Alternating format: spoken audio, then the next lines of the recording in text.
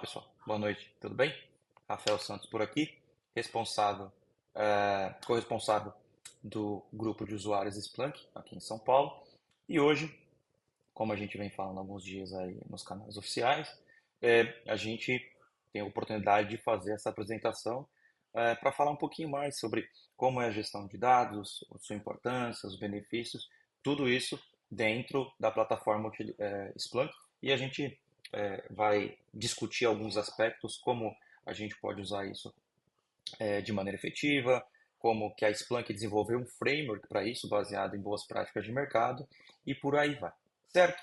Bom, a nossa agenda de hoje ela tem cinco tópicos para a gente discutir. Então, conceitos gerais, tá? Quais são qual é a importância, né? Qual é a importância que gestão de dados possui dentro de uma organização? Quais são os seus benefícios? Toda a parte de administração e gerenciamento de dados. Aqui tem uma parte de framework, como que a Splunk faz isso. Tem um site dedicado, uma ferramenta dedicada, junto com uma trilha só para fazer esse tipo de coisa. Tem uma questão muito interessante chamada Name Convention, tá? Que é só uma questão de como a gente utiliza convenções de nome, e outra coisa relacionada a KOs, ou Knowledge Objects, que estão associados ali a colisões de nome. E aí vocês podem associar colisão de nome com outras coisas, como linguagem de programação e afins, mas aqui no Splunk é só uma questão mais de precedência e assim por diante, tá bom? Então vamos lá. Então, um pouco do cenário, né? Por que a gente vai falar disso? Por que isso é importante atualmente?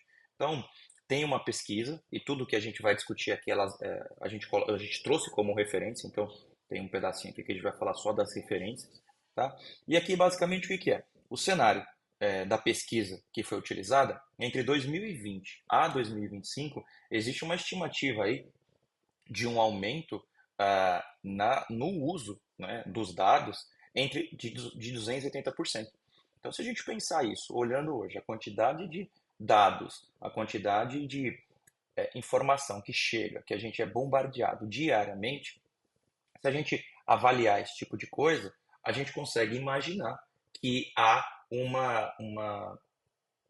um cenário ainda que pode ser muito bem explorado por quem já trabalha na área e por quem, obviamente, está querendo entrar na área, né? Hoje a gente está falando de uma plataforma líder do quadrante mágico do Gartner, que é utilizada por diversas empresas, não só aqui no Brasil, América Latina, Europa, todo o mundo, Estados Unidos inclusive.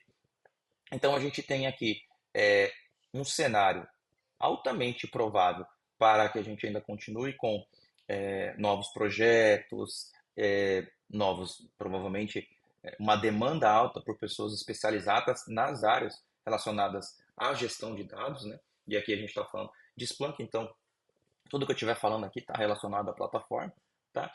E aí a grande questão é como que eu faço para domar toda esse